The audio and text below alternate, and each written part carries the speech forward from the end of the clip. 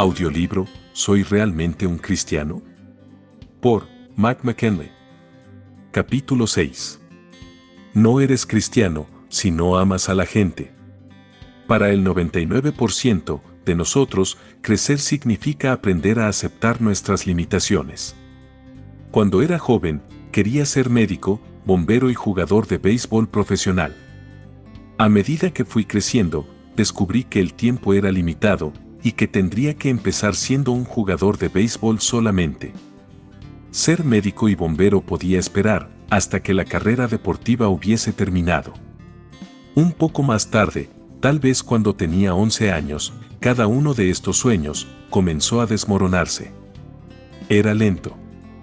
Me faltaba coordinación entre mis ojos y mis manos, por lo que nunca iba a poder batear una pelota con regularidad. Ver sangre me horrorizaba. Y se hizo evidente para mí que es mejor salir corriendo de los edificios en llamas que entrar en ellos. Poco a poco, el veredicto estaba haciéndose realidad: no iba a ser ni jugador de béisbol, ni médico, ni bombero. Luego, vinieron varios años de ansiedad y desesperación acerca del futuro. Entonces, en algún momento, al final de la secundaria, me di cuenta de lo que debería hacer con mi vida. Sería un profesor universitario, un tipo inteligente y profesional. Si no puedo ser el primera base de los Yankees de Nueva York, ¿qué podría ser mejor? Básicamente te pagan por leer un montón de libros, hablar a los estudiantes 2 días a la semana y tener los veranos libres. Añade mi afición por llevar gabardina y fumar una pipa y tendríamos el modelo perfecto. Sería un profesor de literatura. Mi crisis existencial había terminado hasta que llegó Charles Dickens. ¿Has leído a Dickens? Sus novelas son el equivalente literario de La hierba de trigo, amada por un pequeño grupo de devotos, sin duda buena para ti, pero muy difícil de tragar. Cuando mi profesor de inglés de 9º grado nos asignó la novela Hard Times, Tiempos difíciles, de Dickens, al principio estaba emocionado. Sabía que una persona tenía que apreciar a Dickens para ser un intelectual profesional. Aquí estaba mi emocionante oportunidad de dar mi primer paso hacia un nuevo destino. Pero al llegar a la página 6, todas mis esperanzas se desvanecieron y llegó el pánico. Hard Times es una crítica ficticia al utilitarismo y debe ser una de las obras de ficción más aburridas que se haya escrito jamás. Bueno, para ser exactos, todo lo que puedo decir con certeza es que las primeras 6 páginas deben ser algunas de las 6 páginas de ficción más aburridas jamás escritas. Tras esto, todo lo que puedo decir es que Hard Times dio lugar a los materiales de estudio más aburridos nunca vistos. Estoy convencido de que ningún ser humano ha terminado de leer con éxito esta novela. Los que dicen haberlo hecho, están fingiendo. De hecho, mi desagrado por Dickens se prolongó durante años. Nunca leí Great Expectations, Grandes Expectativas. Evité a Tale of Two Cities, un cuento de 2 ciudades, como a la peste. Incluso, me negué a ver el musical, Oliver, basado en la novela de Dickens llamada Oliver Twist, cuando fue televisado en el canal local PBS. Si un hombre podía escribir un libro tan aburrido como Hard Times, seguro sería insoportable la versión musical de Oliver. Hubo una excepción a mi sinsabor con Dickens. Cada Navidad, solía ver alguna versión de la película A Christmas Carol, un cuento de Navidad, y me encantaba. La historia de la transformación de Ebenezer, el protagonista, de cascarrabias a filántropo, es enternecedora, cautivadora y sin duda entretenida, todo lo que Hard Times no es. Sin embargo, no me atreví a leer los libros en los que se basaban las películas. Los recuerdos del aburrimiento de 9º grado eran demasiado dolorosos. Bueno, un fatídico día, con el ánimo de mi encantadora esposa, enfrenté mis miedos y agarré el libro, A Christmas Carol. Al principio tenía miedo, como si las palabras de la página se fuesen a filtrar a través de mis ojos como un virus de aburrimiento, llevándome a un oscuro letargo. Pero fui gratamente sorprendido. El libro era tan bueno, como la película, tal vez incluso mejor. Y, a pesar de la total incapacidad del autor para hacer que Thomas Grant Jr. y los otros personajes en Hard Times parecieran remotamente interesantes, sus descripciones de Ebenezer, el protagonista, eran una delicia. Escucha este pasaje, oh. Pero, qué tacaño que era en el trabajo, el viejo pecador avaricioso, que estrujaba, retorcía y avasallaba a las personas. Duro y afilado como el pedernal, del que nunca ningún acero sacó, ni una chispa de generosidad. Era reservado, introvertido y solitario como una ostra. La frialdad de su interior congeló su viejo semblante y su puntiaguda nariz, arrugó sus mejillas, encorvó su andar, enrojeció sus ojos, azuló sus finos labios y agravó su áspera voz. Una helada escarcha yacía sobre su cabeza, sus cejas y su tiesa barbilla. Siempre llevaba consigo su gélida temperatura, congelaba su oficina en los días calurosos, y no se descongelaba ni un grado en Navidad. La profundidad de la misantropía del viejo hace que su transformación sea aún más satisfactoria y deleitosa. Cuando termina la historia, leemos: el viejo fue mejor de lo que se había propuesto. Lo hizo todo, e infinitamente más, y para Tiny Tim, que no murió, fue un segundo padre. Se convirtió en tan buen amigo, tan buen maestro y tan buen hombre, que fue el mejor que se conoció en toda aquella buena y vieja ciudad, o en cualquier otra buena y vieja ciudad, pueblo o barrio de este buen y viejo mundo. Algunos se reían al ver el cambio en él, pero les dejaba reír, y poco caso les hacía, porque era lo suficientemente sabio, como para saber que nunca sucede nada en este mundo, para bien, de lo que algunas personas no se burlen en un principio, y sabiendo que éstos permanecerían ciegos de todas formas, pensó que era mejor que hiciesen muecas al entornar los ojos por no poder reprimir la risa, y que no manifestasen su enfermedad en formas menos atractivas. Su propio corazón reía, y eso era más que suficiente para él. A todas las personas les gustan las historias de redención y regeneración. Eso explica por qué a Christmas Carol siempre ha sido uno de los cuentos favoritos. No obstante, todos sabemos que este tipo de cosas no suceden en la vida real. Los leopardos no cambian sus manchas. La gente no aprende a amar después de toda una vida de maldad.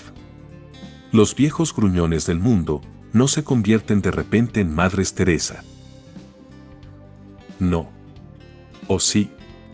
De alguna manera, el mensaje principal del libro que tienes en tus manos es exactamente este tipo de cambio que ocurre en los cristianos.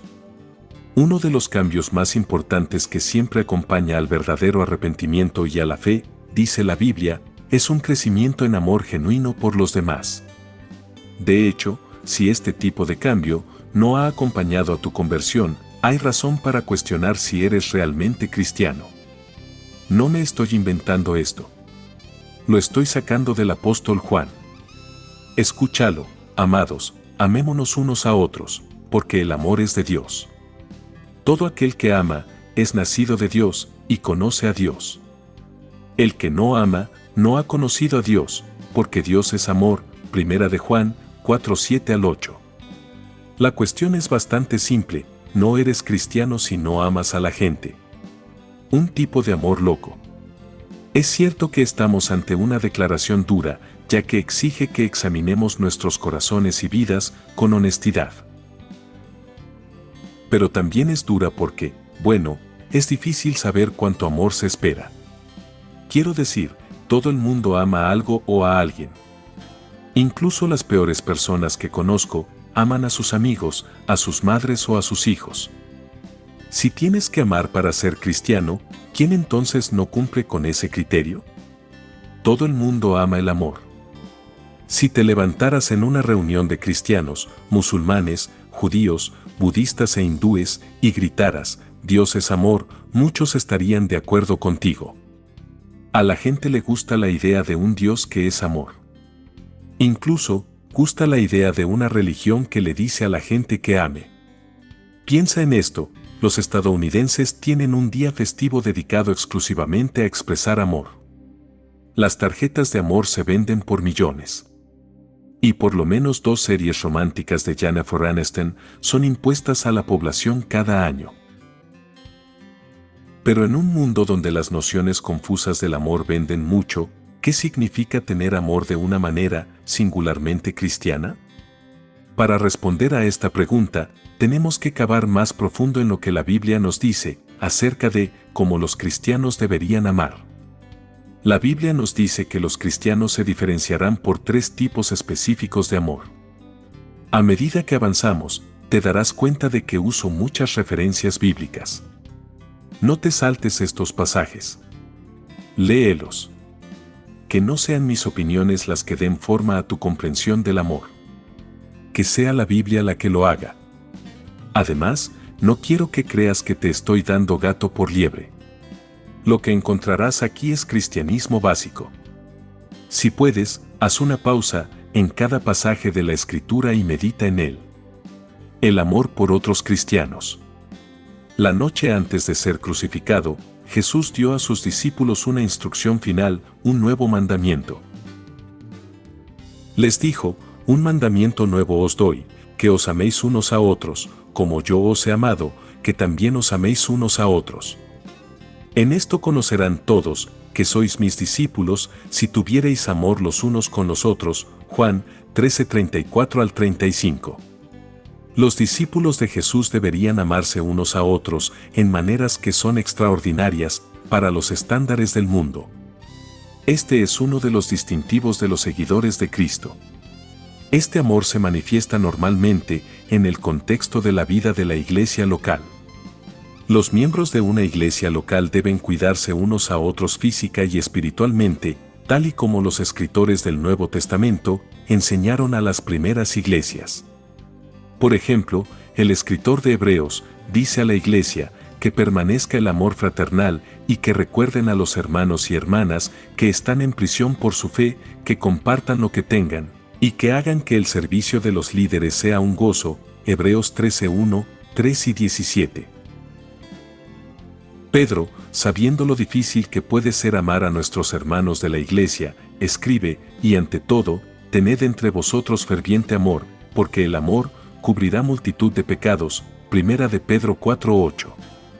Tus hermanos van a pecar contra ti, pero ámales de todos modos. ¿Y sabes qué más? Ejercita tu hospitalidad con ellos, y no te quejes mientras lo haces. Verso 9. Además, ya sabes que un hombre es un líder cuando puede ejercer este tipo de amor y cuidado por una congregación. Primera de Pedro 5:2-3. Vez tras vez, la Escritura manda a los cristianos a amarse los unos a los otros. Así que Juan nos dice que el amor por los demás cristianos es una de las marcas de un discípulo verdadero, y la falta de amor es señal de un falso creyente. El que dice que está en la luz y aborrece a su hermano, está todavía en tinieblas. El que ama a su hermano, permanece en la luz, y en él no hay tropiezo. Pero, el que aborrece a su hermano está en tinieblas, y anda en tinieblas, y no sabe a dónde va, porque las tinieblas le han cegado los ojos. Primera de Juan 2, 9-11. El amor por los necesitados. Otra característica del amor cristiano es que tiende a ayudar a los pobres y necesitados. La primera carta de Juan, una vez más, nos desafía aquí. Juan pregunta enfáticamente: pero el que tiene bienes de este mundo, y ve a su hermano tener necesidad, y cierra contra él su corazón, ¿cómo mora el amor de Dios en él? Primera de Juan 3:17. No hay manera de tener el amor de Dios morando en ti, sin que se desborde en actos de misericordia hacia los necesitados. Si decimos que tenemos fe en Cristo, pero nos negamos a ayudar a alguien en necesidad, nuestra fe está muerta y es inútil. Santiago 2:15-17. Parece que este tipo de amor por los pobres caracterizó a los primeros cristianos. Alrededor del año 45, después de Cristo, una hambruna estalló en Jerusalén, la cual tuvo un impacto terrible sobre los cristianos de la ciudad. Las iglesias de Macedonia, en respuesta, dieron generosamente para ayudar, a pesar de que ellos mismos eran bastante pobres. También sabemos que las congregaciones tenían programas regulares de ayuda para las viudas pobres, 1 de Timoteo 5, 3, y esa preocupación por los pobres era un distintivo de piedad en la iglesia primitiva. Hechos 9:36, Hechos 10:4. Este patrón de vida impresionó incluso a extraños hostiles. En el año 197 después de Cristo, Tertuliano, un líder de la iglesia primitiva, escribió su apología para defender a los cristianos de las autoridades romanas hostiles. Tertuliano describió el extraordinario amor que los cristianos mostraron a sus hermanos y hermanas en necesidad, un amor tan grande que trajo el desprecio de sus vecinos paganos. Él escribió: aunque tenemos nuestro tesoro, no se compone de dinero de compra, como el de una religión que tiene su precio. Cada mes, en el día de la colecta, el que quiere hace una pequeña donación, pero solo si es su voluntad y solo si puede hacerlo, porque no hay ninguna obligación, todo es voluntario. Estos regalos no se toman de allí y se gastan en fiestas, en beber y comer, sino que se usan para apoyar y enterrar a los pobres, para suplir las necesidades de los niños y niñas privados de medios y padres, y de los ancianos confinados a permanecer en casa, tales también los que han sufrido un naufragio, o si hay alguno en las minas, o desterrados en islas, o encerrados en las cárceles. Por nada más que su fidelidad a la causa de la Iglesia de Dios, se convierten en los protegidos de su confesión. Pero son sobre todo las obras de un amor tan noble que llevan a muchos a poner un estigma en nosotros. Mirad, dicen, cómo se aman unos a otros, como incluso están dispuestos a morir unos por otros. En el capítulo 1 vimos brevemente la enseñanza de Jesús en Mateo 25. Si recuerdas, Jesús dijo a sus oyentes que algún día regresaría y separaría a su pueblo, las ovejas, de los que no son cristianos, los cabritos. A continuación, pasa a describir lo que caracteriza a las ovejas. Entonces el rey dirá a los de su derecha: venid, benditos de mi Padre, heredad del reino preparado para vosotros desde la fundación del mundo. Porque tuve hambre, y me disteis de comer, tuve sed, y me disteis de beber, fui forastero, y me recogisteis, estuve desnudo, y me cubristeis, enfermo, y me visitasteis, en la cárcel, y vinisteis a mí. Entonces los justos le responderán diciendo: Señor, ¿cuándo te vimos hambriento, y te sustentamos, o sediento, y te dimos de beber? ¿Y cuándo te vimos forastero, y te recogimos, o desnudo, y te cubrimos? ¿O cuándo te vimos enfermo, o en la cárcel, y vinimos a ti? Y respondiendo el rey, les dirá: de cierto os digo que en cuanto lo hicisteis a uno de estos mis hermanos más pequeños, a mí lo hicisteis. Mateo 25:34 al 40. Los cabritos por su parte no mostraron tanta compasión por los necesitados. Jesús continúa: entonces dirá también a los de la izquierda: apartaos de mí, malditos, al fuego eterno, preparado para el diablo y sus ángeles. Porque tuve hambre, y no me disteis de comer, tuve sed, y no me disteis de beber, fui forastero, y no me recogisteis, estuve desnudo, y no me cubristeis, enfermo, y en la cárcel, y no me visitasteis.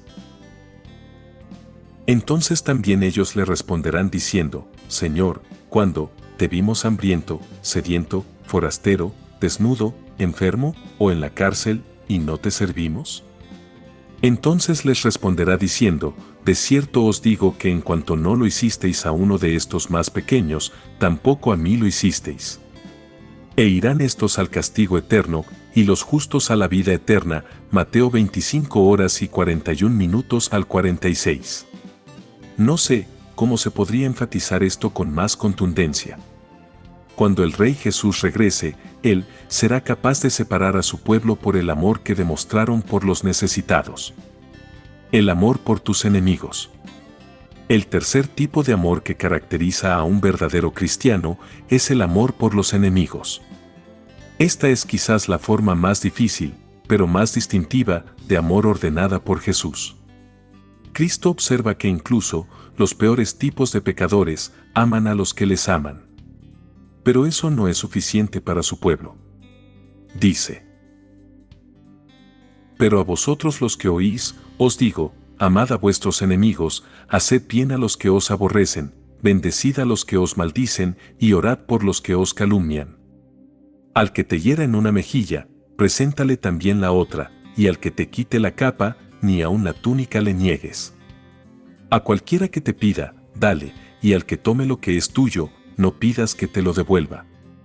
Y como queréis que hagan los hombres con vosotros, así también haced vosotros con ellos.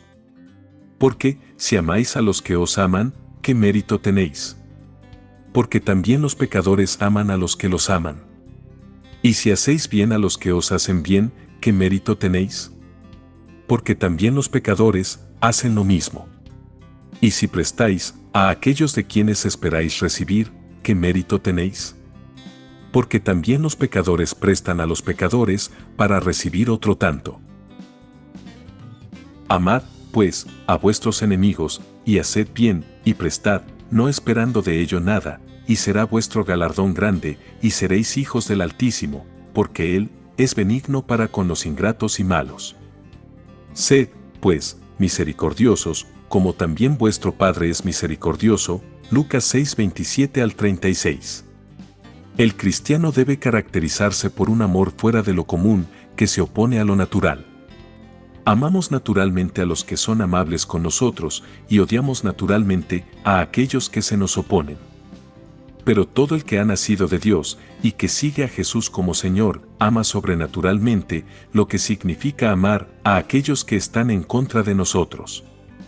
¿Qué tiene que ver todo esto con el amor de Dios? Los verdaderos cristianos aman. Aman a otros cristianos, a los necesitados y a sus enemigos. ¿Por qué aman así? Recuerda lo que 1 de Juan 4:7 dice: los cristianos han nacido de Dios, y Dios es amor. Los cristianos aman así porque, por el poder del Espíritu, reflejan el carácter de Dios mismo. Fíjate bien en las razones que la Escritura da en cuanto a por qué este amor debe estar presente. El que no ama, no ha conocido a Dios, porque Dios es amor. 1 de Juan 4:8. Un mandamiento nuevo os doy, que os améis unos a otros, como yo os he amado, que también os améis unos a otros. Juan 13:34. Pero yo os digo, amad a vuestros enemigos, bendecid a los que os maldicen, haced bien a los que os aborrecen, y orad por los que os ultrajan y os persiguen, para que seáis hijos de vuestro Padre que está en los cielos, que hace salir su sol sobre malos y buenos, y que hace llover sobre justos e injustos. Mateo 5:44 al 45. En cada uno de estos versos, a los cristianos se les manda a amar, porque Dios mismo ama. Nuestro amor muestra que el amor de Dios está en nosotros, y demuestra cómo es Él. Amamos a otros cristianos, a los necesitados y a nuestros enemigos, porque esas son las personas que Dios ama. Dios ama a su pueblo, los cristianos. El amor de Dios por su pueblo es una cosa maravillosa. De hecho, todo el mensaje cristiano muestra las glorias del amor inmerecido de Dios para la gente que salva. Dios repetidamente recuerda a los cristianos que su salvación demuestra su amor por ellos. Pero Dios, que es rico en misericordia, por su gran amor con que nos amó, aun estando nosotros muertos en pecados, nos dio vida juntamente con Cristo. Por gracia sois salvos. Efesios 2:4 al 5.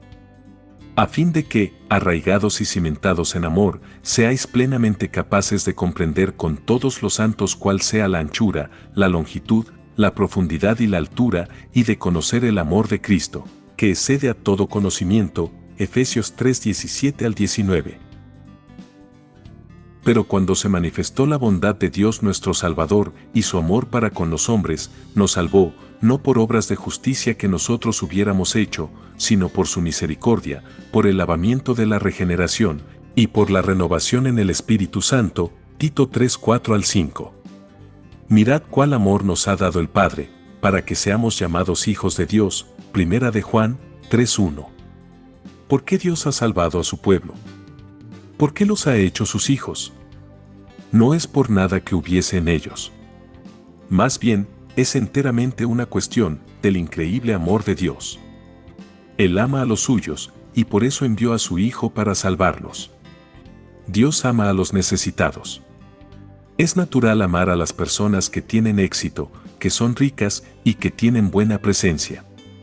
Si estuvieras en una fiesta y entrara un deportista famoso o una estrella de Hollywood, pasarías el resto de la noche hablando de ello. Pero Dios declara que Él fija su amor en los necesitados, en los pobres, en las viudas, en los huérfanos y en los que claman a Él en busca de ayuda, porque Jehová vuestro Dios es Dios de dioses y Señor de señores, Dios grande, poderoso y temible, que no hace acepción de personas, ni toma cohecho, que hace justicia al huérfano y a la viuda, que ama también al extranjero dándole pan y vestido. Amaréis, pues, al extranjero. Deuteronomio 10, 17 al 19. Hermanos míos amados, oíd, ¿no ha elegido Dios a los pobres de este mundo, para que sean ricos en fe y herederos del reino, que ha prometido a los que le aman? Santiago 2:5. Alzando los ojos hacia sus discípulos, decía, Bienaventurados vosotros los pobres, porque vuestro es el reino de Dios. Bienaventurados los que ahora tenéis hambre, porque seréis saciados. Bienaventurados los que ahora lloráis, porque reiréis. Lucas 6, 20 al 21. En un inesperado cambio de fortuna, los pobres y los necesitados tendrán más bendición que los ricos y poderosos. La fama y el placer tienden a adormecer la necesidad de Dios en la gente. Pero los desesperados son más propensos a clamar a Dios y así hallarle misericordioso y dispuesto a ayudar. Dios ama a sus enemigos. Una cosa es que Dios ame a las personas que no le dan ninguna razón para amarles. Otra cosa es que ame a los pobres y a los necesitados que no pueden pagarle. Pero es absolutamente sorprendente que un Dios santo y justo ame a sus enemigos en lugar de aplastarlos. El hecho de que Dios ame de esta forma es una expresión de su perfección. Escucha estos pasajes finales, para que seáis hijos de vuestro Padre que está en los cielos, que hace salir su sol sobre malos y buenos, y que hace llover sobre justos e injustos. Porque si amáis a los que os aman, ¿qué recompensa tendréis? ¿No hacen también lo mismo los publicanos? Y si saludáis a vuestros hermanos solamente, ¿qué hacéis de más? ¿No hacen también así los gentiles? Sed, pues, vosotros perfectos, como vuestro Padre que está en los cielos es perfecto. Mateo 5, 45 al 48. Y cuando llegaron al lugar llamado de la Calavera, le crucificaron allí, y a los malhechores, uno a la derecha y otro a la izquierda. Y Jesús decía, Padre, perdónalos, porque no saben lo que hacen. Lucas 23, 33 al 34. Mas Dios muestra su amor para con nosotros, en que siendo aún pecadores, Cristo murió por nosotros. Pues mucho más, estando ya justificados en su sangre, por él seremos salvos de la ira. Porque si siendo enemigos, fuimos reconciliados con Dios, por la muerte de su Hijo, mucho más, estando reconciliados, seremos salvos por su vida. Romanos 5, 8 al 10. ¿Dónde está el amor? En el capítulo 4, consideramos cómo nuestra actitud hacia el pecado revela la identidad de nuestro Padre. Si amamos el pecado, Satanás debe ser nuestro Padre. Si amamos la justicia, Dios debe ser nuestro Padre.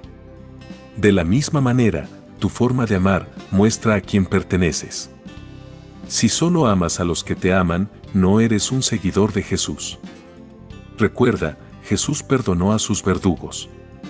Si Dios mismo mostró un amor tan costoso, incluso a los fastidiosos, lisiados y necesitados, lo mismo harán sus seguidores.